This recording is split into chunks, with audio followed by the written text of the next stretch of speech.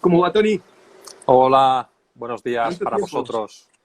¿Qué ¿Cómo tal? andas? ¿Cuánto tiempo? Bien. Bueno, bien, bien porque por decir algo, ¿no? Pero bien, bien, aquí estamos. Bueno, si estás con salud, es bien. Exacto, sí, todos alrededor estamos sanos y la verdad es que ha habido casos que han golpeado muy de cerca y te das cuenta de que esto no es broma, que esto va en serio. Seguro. Sí. Eh, Me costó mucho entender, te lo decía el otro día, los anuncios hechos por el gobierno en general, pero específicamente con la industria de instalaciones deportivas e incluso hasta con el tipo de permisos para las salidas a ejercitarse al aire libre. Eh, ¿Podrías explicarnos un poco, digamos, desde lo formal, qué es lo que fue anunciado y cuál es tu interpretación? Mira, es normal que te costase entenderlo, a nosotros también nos costó mucho entenderlo y al final son documentos de trabajo, son documentos y ruedas de prensa del presidente del gobierno central en la cual lo que se hacía era anunciar cómo pensaban que harían. A partir de estos documentos y de estos anuncios de ruedas de prensa de los políticos y de los científicos, lo que ha ido viniendo, y tenemos que tener nosotros paciencia para ello, es aquí se llaman boletines oficiales del Estado, donde el Estado te dice cómo tiene que hacerse cualquier cosa, en este caso una reapertura y desconfinamiento de nuestros negocios. Eh, Toda la documentación que ha ido saliendo, donde se añade además todas las redes sociales, comentarios, opiniones en general, etcétera y tal, no sirve de nada hasta que aparece este documento, el BOE, el Boletín Oficial del Estado, y el desglose de cómo tiene que llevarse a cabo esa acción. Para que os hagáis una idea desde allí, hoy, por ejemplo, es posible poder atender a una persona uno a uno con cita previa. Esto para locales de menos de 400 metros cuadrados. Esto afecta a cualquier tipo de comercio, siguiendo unas normativas, especialmente de higiene y de prevención. Y en nuestro caso afecta también a los entrenadores personales que han podido empezar a partir de hoy a volver a contactar con sus clientes para poder explicarles que ya pueden volver con estas condiciones, con cita previa. Eh, Bien, pues el cómo poder hacerlo es un BOE, un documento que se publicó ayer. Entonces, los documentos van a ir así. Sabemos que van a ir por sectores, que cada sector tendrá sus normas específicas, nosotros tendremos nuestras normas específicas que van a afectar a cada modelo de negocio por diferente. Ok. Bueno, entonces, ¿la fase uno está en marcha desde cuándo? De hecho, estamos en la fase, ellos llaman fase cero. Ok, fase Entonces, cero. la fase uno va a entrar en funcionamiento. Las fases van a tener.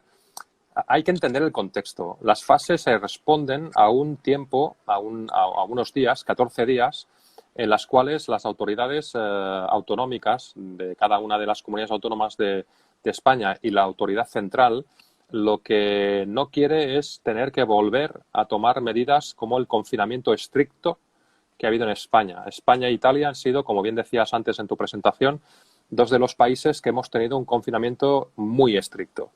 Entonces, lo que no se quiere es tener que volver a tomar estas medidas porque haya un escalado del caso de nuevas personas infectadas.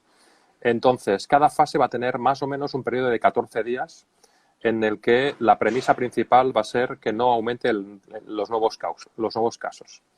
Esto significa que la fase uno, en principio, va a entrar en vigor el 11 de mayo. Ok. Y la fase 2, 14 días más tarde. La fase 3, que es donde estaría la mayoría de modelos de negocio de centros de fitness, en la fase 3. Esto para nosotros nos sitúa en el mes de junio. Abrir con restricciones en el mes de junio.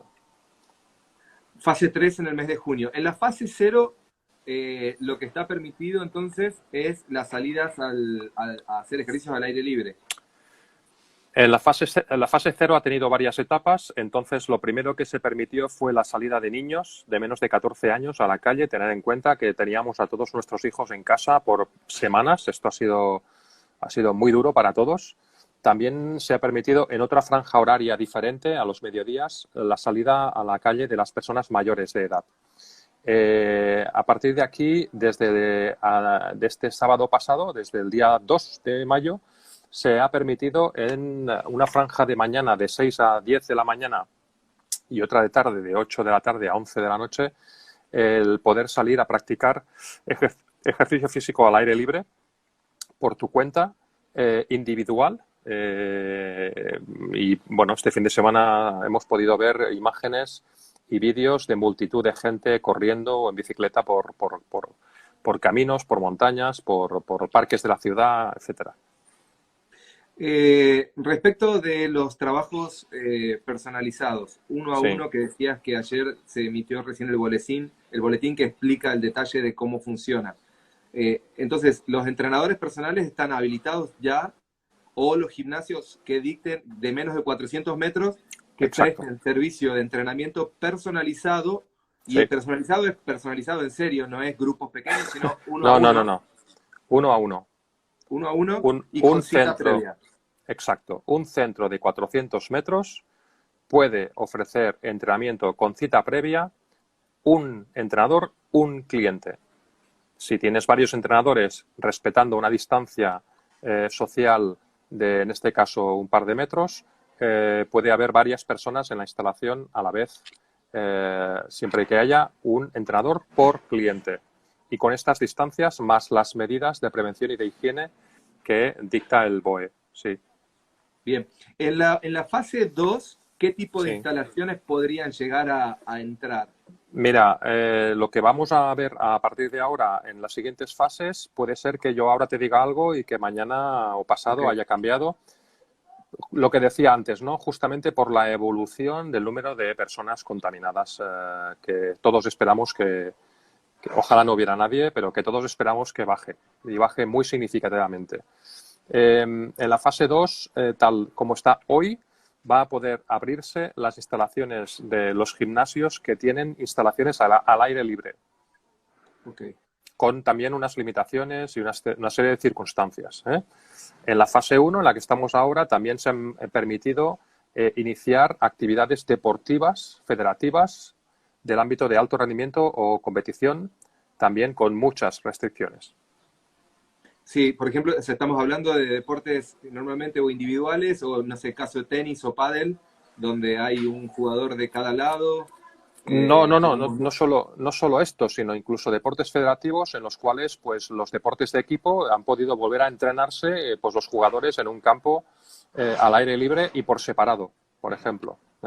O los atletas que tenemos en los centros de alto rendimiento, que como sabéis todos estábamos en plena preparación de las Olimpiadas. Todo esto ha quedado obviamente todo parado, pero a partir de hoy van a poder volver a prepararse para sus entrenamientos de nuevo, con una serie de limitaciones y restricciones. Todos los espacios al aire libre que mencionabas tú, las canchas, los pádels, etcétera y tal, vamos a ver, pero en principio podrán empezar a funcionar a partir del día 11 de mayo. ok. Entonces, a partir de junio, no se sabe bien qué fecha, la fase 3 es la Sí, que permitiría la reapertura de la mayoría de las instalaciones. sí. ¿Qué tipo de restricciones se conocen que o se sabe que se van a requerir o van a existir en esa fase de reapertura? Mira, los grupos de trabajo, tanto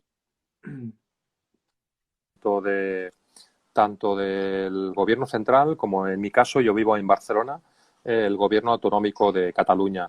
Tenemos unos documentos en los cuales ellos explicitan cuáles serían las normas generales que han pensado. Son documentos de trabajo y desde la patronal estamos trabajando conjuntamente para poder acabar creando unas normas de consenso que prevengan la salud de nuestros trabajadores y de nuestros socios, abonados, clientes. Como decías antes, con el ejemplo de Costa Rica, creo que has puesto, ¿no?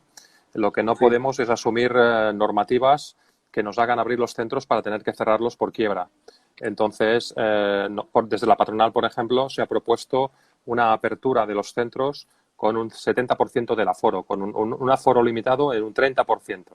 En el documento actual tenemos que el Gobierno central proponía una disminución del aforo en un tercio. Esperamos que pasen días y que, como te digo, en el mes de junio haya bajado mucho el número de nuevos infectados, porque obviamente con un tercio nos pasaría como Costa Rica. No podemos hacer sostenibles nuestras instalaciones. Tony, ¿sabes qué? Te escuchaba mejor recién con el micrófono, con el micro. Perdóname, pero es que me voy a quedar sin batería en el móvil, en el Ah. celular. ¿Y se oye muy mal, Guille, así? No, ahora mejor. Ahí mejoró. Ahora sí, vale. Ahí En todo mejoró. Ahí caso, me mejoró. acercaré un poquito más el móvil, lo único que vais a ver aquí, toda mi cara Dale, en primer plano. dale. Entonces, digamos, no está definido todavía. O sea, No, ustedes estaban proponiendo una reducción de 1/3 y el Estado estaba hablando de una concurrencia de 1/3. exactamente. Así Ok, es. ok. De la misma medida que estamos trabajando con las medidas de prevención y de higiene que consideramos más idóneas. ¿Eh? ¿Cuáles serían en ese caso? Porque lo que nosotros notamos aquí es como también mucho reparo y preocupación respecto del costo que puede llegar a tener tanto la implementación como el sostenimiento de esas medidas, ¿no? Nosotros vemos en Estados Unidos, por ejemplo, que los clubes y los gimnasios están contratando personal específicamente para la tarea de control de respeto de las restricciones. No, en principio aquí no vamos a llegar a estos niveles, entiendo yo. También es verdad que nuestra cultura y los tamaños de nuestras instalaciones y el número de abonados no tiene nada que ver con una instalación media de Estados Unidos, ¿no? Aquí, en principio, las medidas que hay encima de la mesa son desde la toma de temperatura en el acceso al club del cliente, a las medidas de higiene para que el cliente, todos sepamos que está accediendo al club pues con las manos limpias, con la proporción de geles, de hidroalcohólicos, con las zapatillas con la suela limpia y desinfectada. Y a partir de aquí estamos en el debate del uso de los guantes, que se ha comprobado que usar guantes, al final, si yo toco una superficie contaminada y me toco la cara con un guante es como hacerlo con la mano, con lo cual es mejor lavarse las manos y tener gel disponible. El uso de las mascarillas también está ahora mismo en entredicho porque la condición física media de un usuario no le permite entrenar con mascarilla. En cambio, sí que estamos viendo que el personal tiene que llevar mascarilla tanto para su prevención como sobre todo de la prevención hacia el cliente también. Y algunas otras medidas que entendemos que no tienen unos costes muy elevados, pero que sí que es cierto que tendremos que estar atentos al mantenimiento de estas medidas en el tiempo. Un aumento significativo de la limpieza, la rotación en la limpieza con productos específicos, casi todos basados en lejía. Y están apareciendo algunas tecnologías que estamos valorando la incorporación porque sabemos que son positivas para poder aumentar la prevención. No son desinfectantes, pero sí aumentan la prevención, como por ejemplo el uso de aparatos de ozono. Okay. Que además al ser un gas penetra en todos lados. Junto con protocolos de limpieza podríamos tener espacios altamente COVID protegidos, le vamos a llamar. Buena idea, buen nombre. Bueno, Eh, también he visto que inicialmente en la mayoría de los protocolos la idea es cerrar vestuarios o por lo menos limitar el uso de vestuarios, de casilleros, duchas. sí, en los documentos actuales está planteado así. Vamos a esperar a ver un poco la evolución para acabar de definir si esto va a afectar totalmente o parcialmente a estos espacios. Como sabéis, los vestuarios, las duchas y las zonas de agua suelen ser justamente de las más limpias de una instalación deportiva porque ya de por sí tenemos una regulación especial pues, para la legionela o para los hongos o para cantidad de posibles zonas que tenemos que tener especial atención. Bueno, pues ahora vamos a tener más atención con estos espacios para que sean lo más limpios que hayas podido ver hasta ahora. Un tema también en el que hay bastante heterogeneidad o por lo menos falta de homogeneidad de criterios tiene que ver con las distancias mínimas. O sea, hemos visto desde 1,5 metros entre personas hasta he visto 3 metros, lo cual me parece ya como Bueno, demasiado. ¿De qué superficie por persona están hablando?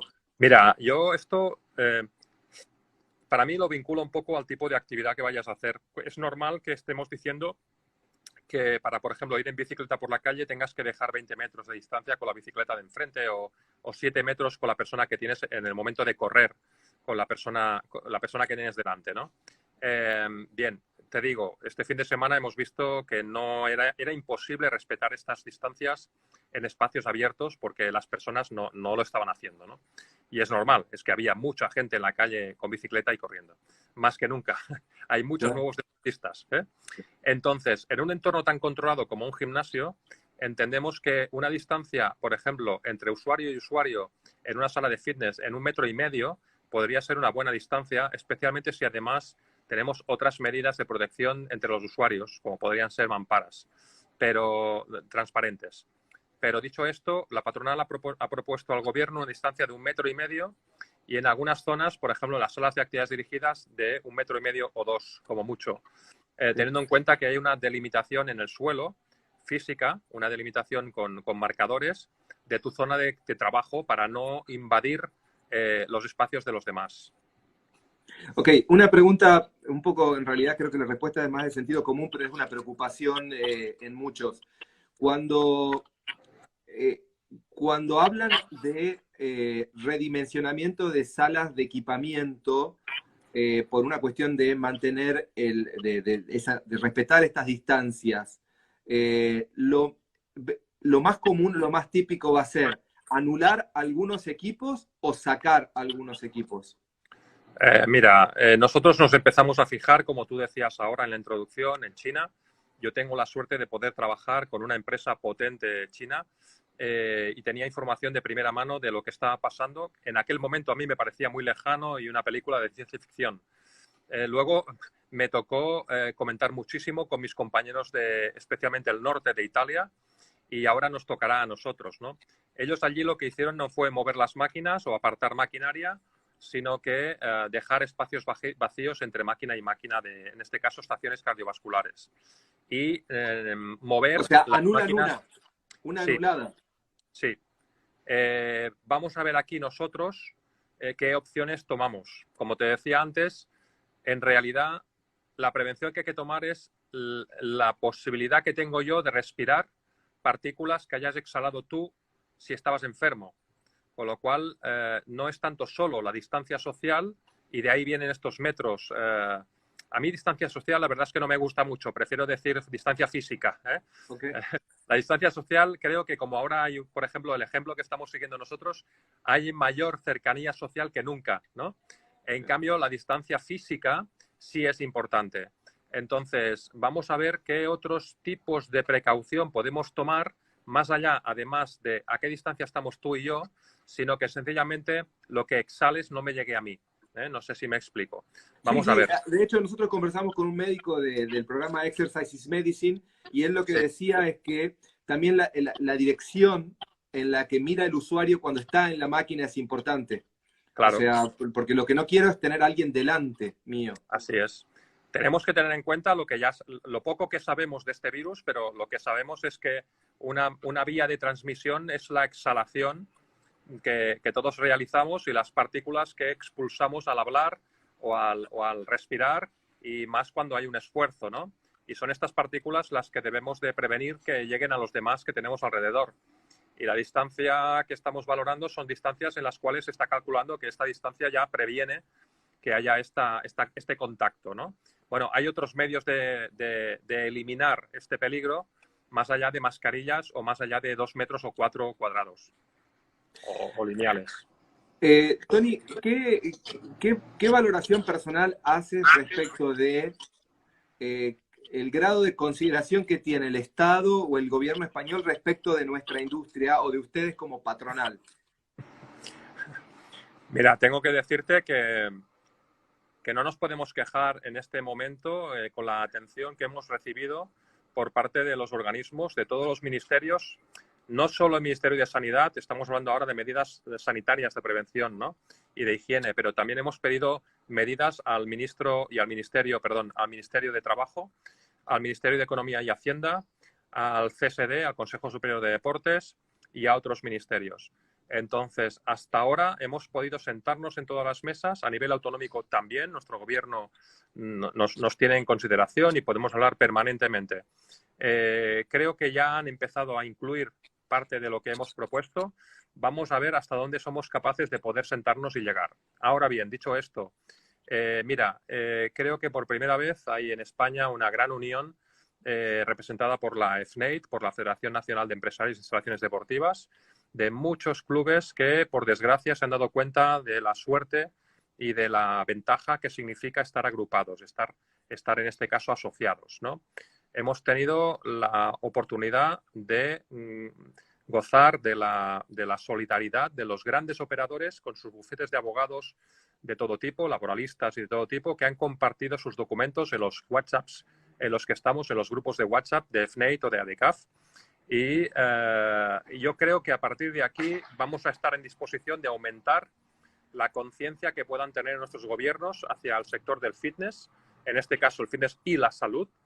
Y, por otro lado, tener en cuenta que esto significa muchas cosas. Una de ellas, por ejemplo, la reivindicación. Hoy vamos a realizar conjuntamente toda España, el mundo del deporte, una reivindicación, en este caso, para los impuestos.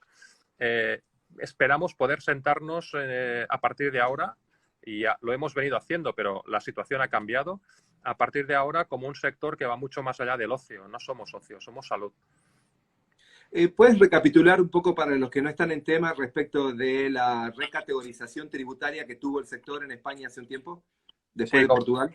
Nosotros como sector tuvimos un aumento de 13 puntos de impuestos, en nuestro caso IVA, en el 2012 creo que fue. Eso ha sido una de las peores crisis que el sector ha vivido. Peor aún que la crisis económica que vivimos a nivel internacional en 2007-2008, fue el aumento de los impuestos que como sector hemos vivido. Estamos pagando un 21%, de lo que paga nuestro cliente, un 21% directamente es IVA, más allá de los costes sociales y otros tipos de costes que tenemos.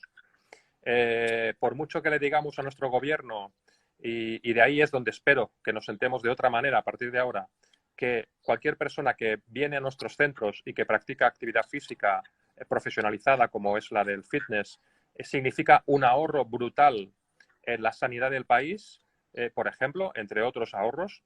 Esperamos que podamos conseguir, y este tipo de IVA sí depende del gobierno español, podamos conseguir un IVA, en este caso, como el que está requiriendo cultura y otros sectores, de un 4%. ¿Y salud cuánto paga? 4%. 4%. O 0%. Ok. Ok. Bien. Tony, ¿tienen números respecto del impacto de la crisis en el sector? ¿Qué números puedes compartir? Tenemos dos o tres números. Mira, deciros que no sé si en Argentina o en vuestro continente es posible. Aquí, nuestro gobierno, una de las primeras medidas que nos ayudó a tomar fue, por desgracia, tener que mandar a todo el personal a casa sin trabajar, con una especie de subvención que aquí se recibe cuando alguien se queda sin trabajo. El 98% de instalaciones deportivas de nuestro país, de España, se ha tenido que acoger a estas ayudas. Es decir, el 98% de instalaciones del país tiene al personal despedido provisionalmente, temporalmente, en casa. Ya sea con una reducción importante del número de horas laborales, o sea, totalmente, 100%. ¿Y el Estado cubre 70% de lo que era el salario o algo así? El Estado, esperemos que hemos empezado ahora, los trabajadores hemos empezado a cobrar lo que nos correspondería al mes de abril. Okay. En algunos casos, no en todos los casos, en algunas zonas de España. No es el 70%, es un porcentaje en relación al tipo de reducción de jornada que se haya realizado en el club. Puede ser un 70, un 50, un 60 o un 100%. Teniendo en cuenta que lo que percibe el trabajador es mucho menos de lo que él habitualmente cobra en su bolsillo. Es un porcentaje del sueldo de base del trabajador. Imagínate tú, pues todo el mundo en su casa con la angustia y la incógnita y cobrando mucho menos. Esa es nuestra situación actualmente, ¿no? Por otro lado, se han calculado unas pérdidas aproximadas que podrán significar durante la duración de este periodo en 1.000 millones de euros. Ok. ¿Números de cierres de instalaciones tienen? No. No, fiable no. Te estaría dando los porcentajes estimados de lo que hemos empezado a poder valorar, pero no sería un buen dato, Guille, no te lo quiero dar. Cuando te vuelvo sobre el tema de restricciones, porque hoy leí una nota justamente en España, a algún ejecutivo de 24 Horas Fitness, que es una franquicia, perdón, de Anytime Fitness, que es una Sí, franquicia norteamericana de gimnasios de conveniencia que están abiertos las 24 horas del día. sí. Eh, dentro de las restricciones que existen o que van a existir en esta fase 3, ¿hay restricciones también en la cantidad de horas que pueden estar abiertos? Mira, Anytime Fitness o Snap Fitness, que son las dos franquicias norteamericanas 24 horas que tenemos en España, y luego hay algunos operadores locales 24 horas también, Centro Supera y algún otro. La incógnita que, perdón, y son asociados de FNAIT y de ADECAF y tenemos una excelente relación, en este caso con sus ejecutivos, con sus empleados, directivos, etcétera.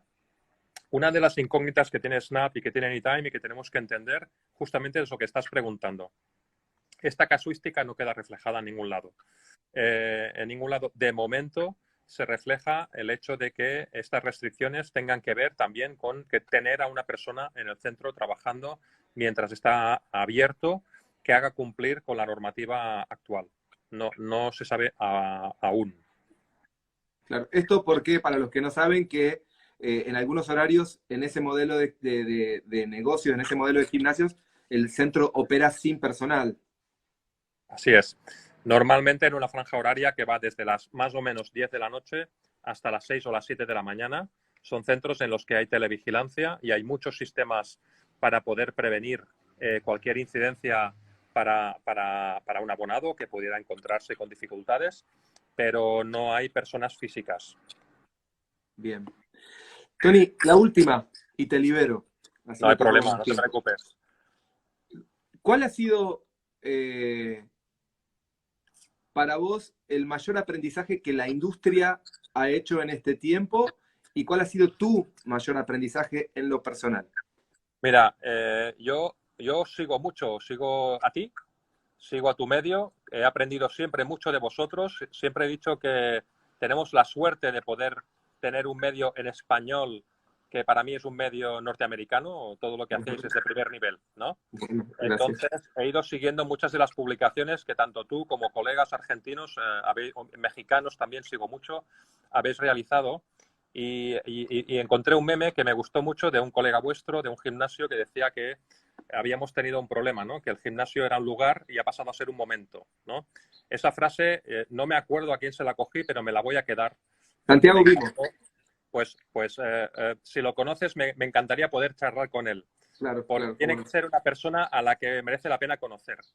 ¿Qué Sí, significa claro. esto? Mira, hemos empezado, como pasó con China y pasó con Italia y ha pasado con todos los países, a ofrecer, por ejemplo, cantidad de contenido gratuito en las redes sociales.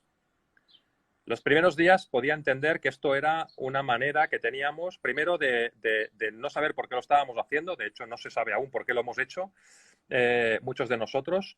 Entendía que podía ser una manera de poder no perder el contacto con tu cliente e incluso poder dinamizar a clientes que no eran clientes tuyos. El aprendizaje ha sido que la brecha digital con otros sectores mucho más maduros se está cubriendo aceleradamente, muy aceleradamente. Hemos tenido que vivir este momento para entender que no solo tenemos que vender instalaciones, paredes, metros cuadrados y lo bonitas que son nuestras instalaciones, sino que sobre todo algo que a veces hace falta que venga una crisis así, como ya pasó con la del IVA o la del 2008, para entender que tenemos que vender valor, que nuestro cliente pagará por el valor que le demos para llegar a objetivos que de verdad el cliente quiere. Entonces, si un cliente encuentra en nosotros aquello que realmente quería, incluso a veces, aunque no sepa verbalizarlo, creo que el lugar físico donde está pasando es importante, muy importante, y obviamente la gente esperemos que vuelva a los gimnasios, pero a partir de ahora va a haber un acompañamiento permanente al cliente digital. Y que pensamos y estamos valorando en un 10% más o menos la llegada de un nuevo cliente que hasta ahora no venía a nuestras instalaciones, esa es la parte positiva, y estamos seguros de que va a aparecer, porque ya existía para otros deportes, un cliente 100% digital que no va a venir nunca a nuestro gimnasio, pero que podemos captar para nuestros gimnasios. Todo esto, en gran parte, es parte del aprendizaje de este mes y medio o 2 meses.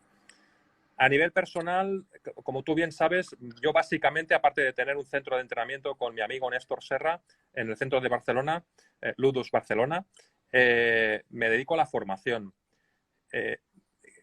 Cambié de proyecto profesional hace 4 años y cambié de proyecto profesional por muchos motivos. Uno de los motivos era que preveía un futuro sencillamente con una evolución tecnológica muy importante que a la formación y al fitness le afectaba directamente. Esto que estamos viviendo lo que ha venido a hacer es acelerar este cambio, este nuevo paradigma de este entorno de formación. De hecho, nosotros lo que hemos hecho ha sido acelerar un proyecto que nos trajimos de China, de la última visita a Super Monkey que hicimos en el mes de mayo y que ha constituido la creación de un canal de televisión digital con versión web y versión aplicación móvil con marca blanca para que el operador pueda ofrecer un sistema robusto que pueda monetizar, que pueda cobrar un dinero por sus servicios a los clientes allá donde haya un cliente de habla hispana, ¿no? Esto ha sido el proyecto personal que en estas semanas hemos lanzado, de mucho trabajo, no es fácil hacerlo, y una aceleración importantísima de la formación de la escuela, de la formación online. Sí, seguro. Bueno, ya te preguntaré más detalles de ese proyecto porque me ha interesado. Cuando quieras. Te agradezco mucho tu tiempo. No hay de qué, gracias a ti por la oportunidad y un abrazo a todos los hermanos latinoamericanos. Un fuerte abrazo. Que esté bien, Tony. Chao, chao. Chao. Gracias. Chao.